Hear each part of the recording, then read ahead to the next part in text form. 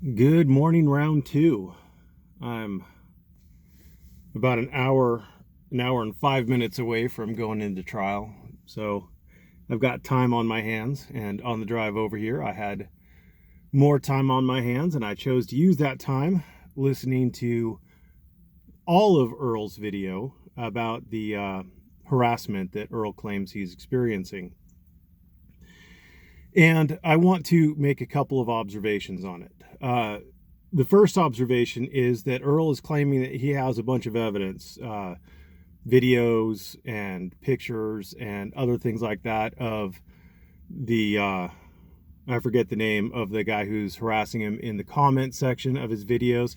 And I'm using the word harassment colloquially, not as harassment in the 42.07 version of harassment.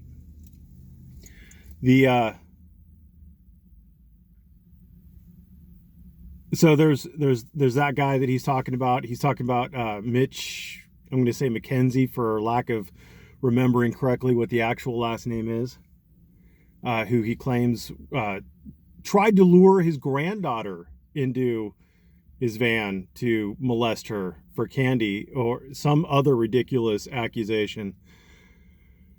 He just made a lot of accusations, and having experienced Earl making accusations now for the better part of 2 years,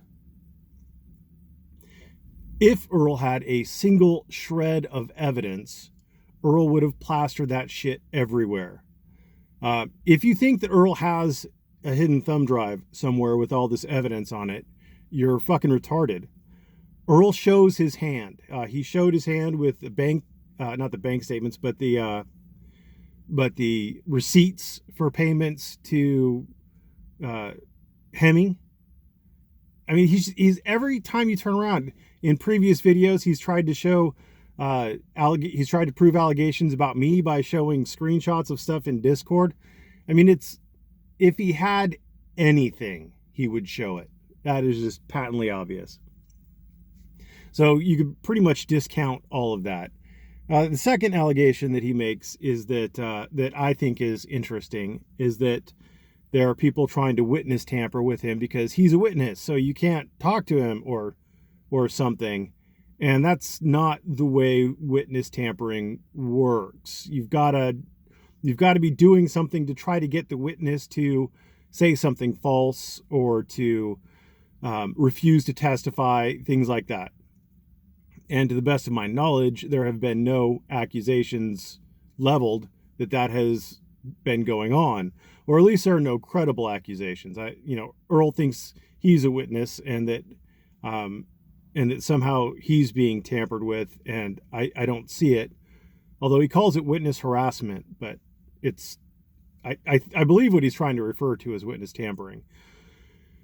And if someone threatened Earl, like, don't take the stand or I'll kill you or something like that, then that would be witness tampering, and that would probably be actionable.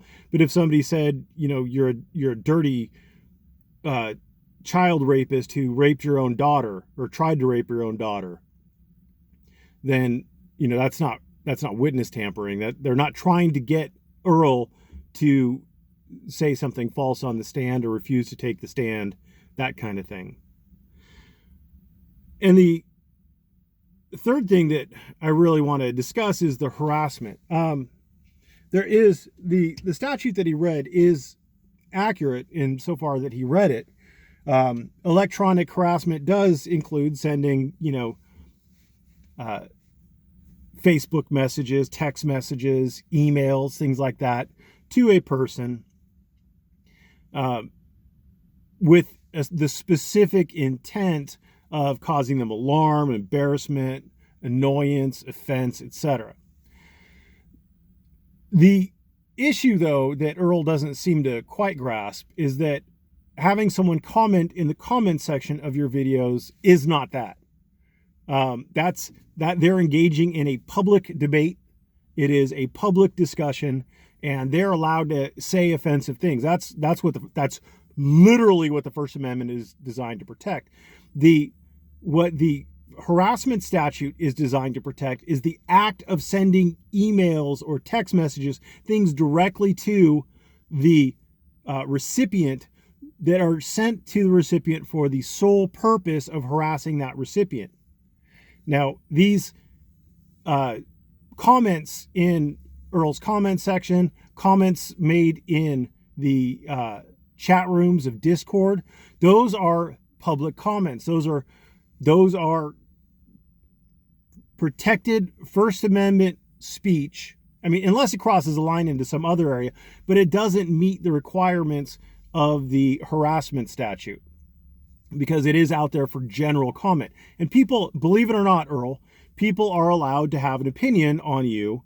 They're allowed to have an opinion on me. Just like you're able to accuse me of orchestrating all this shit, which I categorically deny. Other people are able to believe that you are in fact guilty of raping your daughter or attempting to rape your daughter. The continuous sexual molestation of your daughter aged 13 to 16. People are allowed to believe that. And even after you're eventually found not guilty, if you're found not guilty, they'll still be allowed to believe it. That is the fundamental basis of free speech. And it just boggles my fucking mind that a free speech, not a free speech advocate, a First Amendment auditor would be trying to use the law to shut down people's actual First Amendment protected speech. You're trying to use the government to silence your critics who are speaking in public about you and your actions. Unbelievable. Unbelievable, the hypocrisy. Unbelievable. Finally, I'm sure Frog is going to love this because Frog thinks that I'm wrong, that it is categorically false that Auditor Truth was yelling in the video that Earl put up on his harassment video stream thing. And to prove this, because Frog is fucking retarded sometimes, I mean, not always, but he's trying to prove a point that you can't really prove. So, but he tried to juxtapose what Auditor Truth did, being far away from the microphone, to Frog himself yelling into his phone's microphone. Now, the way phone microphones work, and I'm not a tech guy, but I do know that they kind of adjust based on background noise. That's why if you're in a convertible with a lot of background wind noise, people can still understand you, generally speaking. The microphone is intended to adjust to the ambient volume and be able to catch the speaking over the ambient volume. So let me just, instead of yelling into my microphone or speaking really soft and hoping the microphone picks it up, instead of doing that, why don't you go to Earl's video and start where Auditor Truth starts what I call yelling. You may call it just speaking with a raised volume, and that's fine. I mean, he's obviously alarmed. He's obviously acting completely irrational. This man's harassing me. This man's harassing me. This woman's harassing me. Apparently, Auditor Truth has zero fucking understanding of the law, but he's a little crybaby bitch. So what are you going to do? But anyway, listen to the video. Listen to the volume of Auditor Truth, who is away from the microphone. And then try to listen for Selena, who's holding the fucking camera. She's holding the cell phone. Listen to her. She is barely audible. And then juxtapose that to Auditor Truth. And then tell me Auditor Truth wasn't yelling.